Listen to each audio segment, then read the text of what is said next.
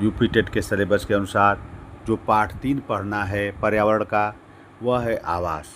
आवास पाठ के बारे में अब हम लोग अध्ययन करेंगे। पहले इसी परिभाषा को जान लेते हैं। आवास को इंग्लिश में हैबिटेट कहते हैं। वह है स्थान या प्राकृतिक परिवेश जहाँ कोई जीव ऑर्गेनिज्म रहता है, भोजन प्राप्त करता है, प्रजनन करता है और अपने जीवन चक्र को पूरा करता है, उसे हम आवास कहते हैं। एग्जाम्पल, मछली का आवास जल है, शेर का आवास जंगल है। आइए अब हम अगला टॉपिक पढ़ते हैं, आवास के प्रकार। आवास मुख्य रूप से 2 प्रकार का होता है, प्राकृतिक आवास और कृत्रिम आवास। प्राकृतिक आवास को हम नेचुरल हैबिटेट कहते हैं। इसकी परिभाषा यह होता है कि वह आवास जो प्रकृति में स्वतः बना होता है। प्राकृतिक आवास कहलाता है जंगल, नदी, झील, पर्वत, ये सब प्राकृतिक आवास के उदाहरण हैं। और इसके बाद दूसरा जो आवास का कैटेगरी होता है उसे हम कृत्रिम आवास कहते हैं। कृत्रिम आवास, आर्टिफिशियल हैबिटेट। परिभाषा, यह आवास मनुष्यों द्वारा निर्मित आवास कहलाता है, उसे कृत्रिम आवास कहते हैं। उदाहरण, खेत, फील्ड्स, बगीचे, चिड़ियाघर, एक्वेरियम, और चिड़ियाघर को जू कहते हैं, गार्डन, फील्ड्स, एक्वेरियम, ये सब कृत्रिम आवास के उदाहरण है। अब हम हैबिटेट आवास की मेन कैटेगरी पढ़ेंगे, मुख्य श्रेणियाँ। पहला, स्थलीय आवास, जिसे हम टेरेस्ट्रियल हैबिटेट कहते हैं इंग्लिश में, अर्थात स्थल पर रहने वाले जीव का आवास को स्थलीय आवास कहते हैं। उदाहरण के लिए जंगल, मरुस्थल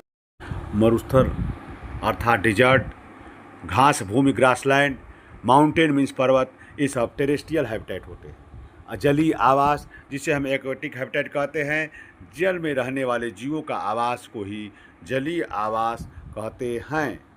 अगला है मीठे जल का आवास, जिसे इंग्लिश में फ्रेश वाटर हैबिटेट कहते हैं। इसमें तालाब, पॉन्ड, झील, लेक, नदी, रिवर इसके उदाहरण है। इसके आगे आता है खारे जल का आवास, इसे इंग्लिश में मैराइन हैबिटेट कहते हैं। इसमें समुद्र का मतलब सी, और महासागर जिसे हम ओशन कहते हैं, इसका एग्जाम्पल खारे जल का आवास का एग्जाम्पल है। अगला तीसरा, मरुस्थलीय आवास, जिसे हम डिजर्ट हैबिटेट कहते हैं।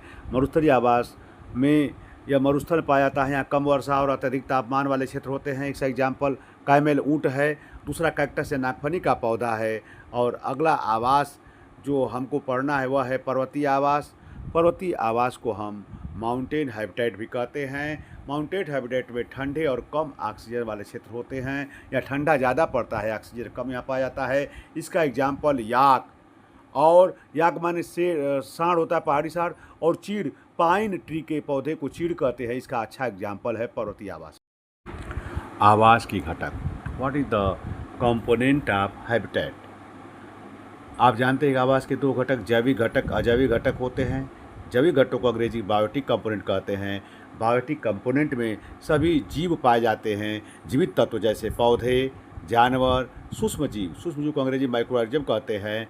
पौधे को प्लांट कहते हैं, जानवर को एनिमल कहते हैं। ये सब जैविक घटक के एग्जाम्पल हैं। दूसरा घटक जो आवास का होता है वह होता है अजैविक घटक, इंग्लिश में एबायोटिक कंपोनेंट्स बोलते हैं। एबायोटिक कंपोनेंट में सभी अजैव या निर्जीव तत्व आते हैं, जैसे जल, वायु, एयर, मृदा को सॉइल कहते हैं, प्रकाश को लाइट कहते हैं, तापमान को टेम्परेचर कहते हैं। ये सब एबायोटिक कंपोनेंट के आते हैं, और ये सब निर्जीव तत्व में आते हैं, इसीलिए इसे अजैविक घटक आवास का कहते। आइए अब हम अध्ययन करते हैं इकोलॉजिकल टर्म, जिसे पारिस्थितिक शब्दावली कहते हैं। पहला है नीच। यह नीच का परीक्षा में बहुत ज़्यादा पूछा जाता है, टेट में। NICH, नीच का मतलब होता है किसी जीव की परितंत्र में क्या भूमिका है, क्या उसका स्थान है, यही नीच कहलाता है। दूसरा पॉइंट, अनुकूलन, एडाप्टेशन कहते हैं। पर्यावरण के अनुसार जीव का ढलना ही अनुकूलन उस जीव का कहलाता है। अनुकूलन पर्यावरण के अनुसार जीव का ढलना ही अनुकूलन है, इसे याद कर लेंगे। आइए अब हम जानते हैं सहजीविता क्या होता है। सहजीविता को इंग्लिश में सिम्बायोसिस कहते हैं। 2 जीवों का परस्पर लाभकारी संबंध ही सहजीवी कहलाता है। और परजीवी क्या होता है, एक जीव जब दूसरे से लाभान्वित होता है, दूसरा हानि उठाता है, उसे परजीविता या पैरासिटिज्म कहते हैं। प्रतिस्पर्धा क्या होता है, इसे इंग्लिश में कंपटीशन कहते हैं। संसाधनों के लिए जब जीवों में आपस में संघर्ष होने लगता है तो उसे हम कंपटीशन कहते हैं। इसके को विभिन्न प्रकार के हम उदाहरण द्वारा आगे समझाएंगे। खाद्य श्रृंखला, जिसे फूड चेन कहते हैं, भोजन का एक जीव से दूसरे में स्थानांतरण ही खाद्य श्रृंखला कहलाता है। इसे इंग्लिश में हम फूड चेन कहते हैं। फूड चेन के बाद फूड वेब होता है। कई फूड चेन मिलकर एक फूड वेब बनाती हैं, खाद्य जाल बनाती हैं, अर्थात group of food chain is called food web. अर्थात खाद्य श्रृंखला का जाल, जब कई समूह खाद्य श्रृंखला बन जाती है तो उसे हम खाद्य जाल कहते हैं। खाद्य श्रृंखला को आप डिफरेंट उदाहरण द्वारा पहले पढ़े होंगे और समझे होंगे। आइए अब हम कुछ प्रश्नों का अध्ययन करते हैं जो परीक्षा में पूछा जाता है। कैक्टस की पत्तियाँ किसमें परिवर्तित होती हैं? कैक्टस अर्थात नागफनी का पौधा, इसकी पत्तियाँ कांटों में परिवर्तित हो जाती हैं। ध्रुवीय भालू किस आवास से पाया जाता है? ध्रुवीय भालू हिम प्रदेश या पोलर रीजन में पाया जाता है। इस पॉइंट को आप रट देंगे कि ध्रुवीय भालू किस आवास से पाया जाता है, तो ध्रुवीय भालू हिम प्रदेश या पोलर रीजन में पाया जाता है। अगला प्रश्न है, मछलियों में श्वसन अंग कौन सा होता है? तो मछलियों में गलफड़े द्वारा यह सांस लेती है। गलफड़े को इंग्लिश में गिल्स बोलते हैं। अगला एक प्रश्न है, मैनग्रोव ट्रीज या मैनग्रोव वृक्षों में कौन सी जड़ें पाई जाती हैं? तो इसको बोलते हैं श्वसन मूल।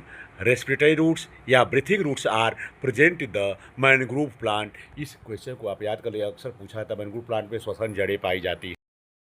अगला प्रश्न है, जलीय पौधों की पत्तियों पर कौन सी परत होती है?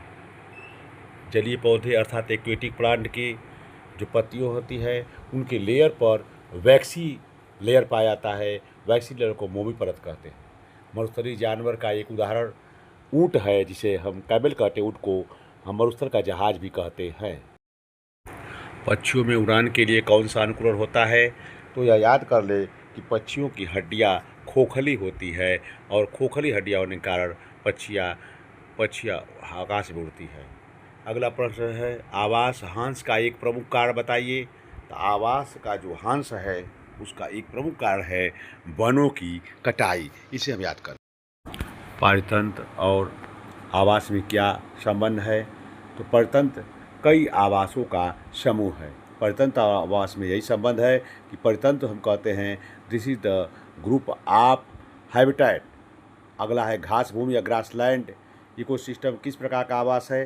तो घास भूमि या स्थलीय आवास का टेरेस्ट्रियल हैबिटेट का एग्जाम्पल है। अगला है, कोरल रीफ किस प्रकार का आवास है?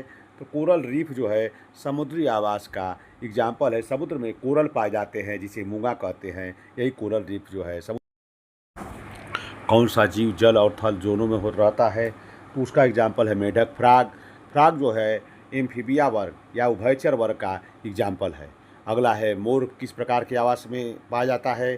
तो मोर जंगल में पाया जाता है। इसे वनीय या स्थलीय आवास कहते हैं। जीव जंतु और पौधों के बीच के संबंध को क्या कहते हैं? जीव जंतु और पौधों के बीच के संबंध को जैविक अंतःक्रिया कहते हैं। चिड़ियाघर किस प्रकार का आवास है? तो चिड़ियाघर कृत्रिम आवास है, जिसे हम इंग्लिश में आर्टिफिशियल हैबिटेट कहते हैं। अगला प्रश्न है, स्थलीय पौधों की जड़ें कैसी होती हैं? स्थलीय पौधों की जड़ें गहरी और फैली हुई होती हैं। जलमय पौधों की जड़ें कैसी होती हैं? तो जलमय जो एक्वेटिक प्लांट है उसकी जड़ें कमज़ोर और तैरने योग्य होती हैं। मरुस्थलीय पौधों की सबसे बड़ी विशेषता क्या है? मरुस्थलीय पौधों की सबसे बड़ी विशेषता है जल संरक्षण, ये वाटर को कंजर्वेशन करता है। अगला प्रश्न है, आवासीय विविधता किसका आधार है? आवास की विविधता जो है जैव विविधता का आधार है। आवास का विविधता जैव विविधता अर्थात बायोडाइवर्सिटी का ही एग्जाम्पल है। अब हम पढ़ते हैं आवास और अनुकूलन, जिसे इंग्लिश में हैबिटेट एंड एडाप्टेशन। हर जीव अपने आवास के अनुसार अनुकूलन विकसित करता है। हर जीव अपने आवास के अनुसार अनुकूलित हो जाता है। इससे जैसे ऊँट जो है रेगिस्तान में रहने के लिए अनुकूलित कर लेता है। आइए देखते हैं उदाहरण द्वारा। कैक्टस मरुस्थल भंडारण के लिए मोटे तने में जल भर लेता है। कमल जल में पत्तियों पर मोमी परत चढ़ा लेता है। ऊँट शरीर में वसा संचय हेतु कुबड़ बना लेता है, अर्थात ऊँट के कुबड़ में फैट का डिपोजिशन होता है, वसा संचय करता है। अगला पॉइंट हम लोग पढ़ेंगे आवास व नीच, हैबिटेट एज नीच। आवास क्या होता है? जीव का भौगोलिक पता, वेयर इट लिव्स, जहाँ रहता है इसे आवास कहते हैं। और नीच क्या होता है? जिसे इकोलॉजिकल नीच कहते हैं। जीव की भूमिका, कार्य, व्हाट इट डज, यह क्या काम करता है, इसे इकोलॉजिकल नीच कहते हैं। अगला पॉइंट पढ़ेंगे हम आवास का शैक्षिक दृष्टिकोण से क्या महत्व है। बच्चों को प्राकृतिक उदाहरणों के माध्यम से हम समझाते हैं, बागीचा, तालाब, खेत के बारे में। पर्यावरणीय साक्षरता विकसित करते हैं, बच्चों के अंदर स्थिरता, सस्टेनेबिलिटी और संरक्षण का महत्व सिखाते हैं। बच्चों को हम आवास का यही शैक्षिक दृष्टिकोण है। अगला प्रश्न है आवास व नीच में क्या अंतर है। आवास वह प्राकृतिक स्थान है जहाँ कोई जीव रहता है। नीच जीव की भूमिका या कार्य है जो वह परितंत्र में करता है। इकोलॉजिकल नीच उसे कहते हैं जो जीव की भूमिका या कार्य है जो वह परितंत्र में करता है। आवास का अर्थ पता होता है और नीच का अर्थ काम होता है जो जीवों के द्वारा किया जाता है। नर्सरी पौधों में पाए जाने वाले 3 अनुकूलन का वर्णन कीजिए। पहला अनुकूलन है मोटा तना, जिसमें जल संग्रह होता है। पत्तियां इसी कांटों में परिवर्तित हो जाती हैं। जड़ें लंबी और गहरी होती है। यही नर्सरी पौधों के अनुकूलन की विशेषता है। 3 पॉइंट याद कर ले। प्राकृतिक आवास ह्रास के कारण बताइए। प्राकृतिक आवास ह्रास के कारण है पहला वनों की कटाई, दूसरा शहरीकरण, तीसरा प्रदूषण, चौथा उद्योग, पांचवा है जलवायु परिवर्तन। आवास की स्थिरता क्यों महत्वपूर्ण है?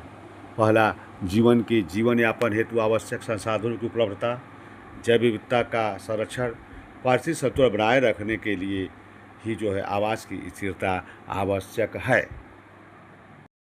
जलीय पौधों में कौन सा अनुकूलन पाया जाता है? इसमें यदि 4 ऑप्शन आते हैं तो उत्तर डी मारेंगे। अधिक प्रकाश संश्लेषण हेतु इसकी चौड़ी पत्तियां पाई जाती है। यही एक्वेटिक प्लांट की विशेषता है, इसे याद कर ले। आवास और पारितंत्र का क्या संबंध होता है? पारितंत्र बराबर विभिन्न आवास, धन उनके जीव और उनके द्वारा होने वाली परस्पर क्रियाएं, ये तीनों मिलकर पारितंत्र बनाती हैं। और प्रत्येक आवास एक छोटे पारितंत्र का हिस्सा होता है। इसे हम उदाहरण द्वारा समझ सकते हैं। अर्थात उदाहरण है जंगल, पारितंत्र है में झील, मिट्टी, वृक्ष की छाल, अलग अलग आवास है। यही इसका उदाहरण। अगला पॉइंट है मानव और आवास। मानव ने प्राकृतिक आवासों को कृषि, उद्योग, शहरीकरण द्वारा बदल दिया है। इसके द्वारा परिणाम स्वरूप वनों की कटाई और जैव विविधता का ह्रास और जलवायु परिवर्तन होता है। मानव और आवास को हम कैसे संरक्षण शिक्षा बच्चों को देंगे कि बच्चों का अस्थायी जीवन शैली से हो जाता है। सस्टेनेबल लाइफ स्टाइल की समझ विकसित होती है। इसके द्वारा बचाव, पुनः उपयोग, पुनर्चक्र, रिड्यूस, रीयूज और रिसाइकिल का अभ्यास होता है। इसे याद कर रिड्यूस, रीयूज और रिसाइकिल पूछा जाता है। अगला पॉइंट है अनुकूलन और आवास का गहरा संबंध होता है। जीवों की संरचना और व्यवहार उनकी आवास के अनुसार ढलते हैं। इसके हम उस उदाहरण द्वारा समझते हैं। ध्रुवी बालू, जिसमें मोटी वटा परत ठंड सहन करने की क्षमता प्रदान करता है। मेढक की त्वचा गीली होती है, जिसे जल और स्थल दोनों के लिए रहने के लिए अनुकूल बनाता है। मैंग्रोव प्लांट, जो जल भराव क्षेत्र में पाया जाता है और इसकी जड़ें श्वसन करने के लिए इसकी जड़ों में श्वसन मूल या रेस्पिरेटरी रूट, जिसे श्वसन मूल कहते हैं, यह पाया जाता है। आप देख रहे हैं यूट्यूब चैनल टेट गुरु मंत्र। टेट गुरु मंत्र को सर्च करिए और सी टेट तथा यूपी टेट की संपूर्ण तैयारी को करिए। मैंने सारे कोर्स को, पर्यावरण को सिस्टमेटिक वे में आपके सामने प्रस्तुत किया है। पूरे पहले थ्योरी को प्रस्तुत करूँगा, थ्योरी के साथ साथ मैं ऑब्जेक्टिव क्वेश्चन अलग से प्रस्तुत करूँगा। एक एक पार्ट को सिलेबस के अनुसार हर विषय का डिस्कस करूँगा। आप हमारे चैनल